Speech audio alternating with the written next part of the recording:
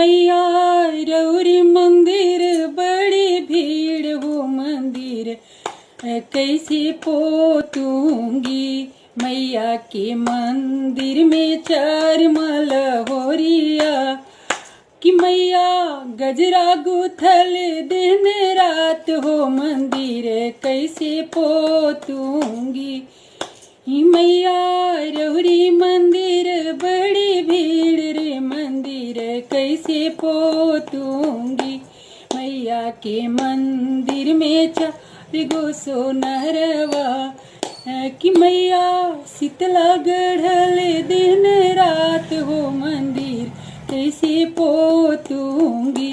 मैया रौरी मंदिर बड़ी भीड़ हो मंदिर कैसे पोतूंगी।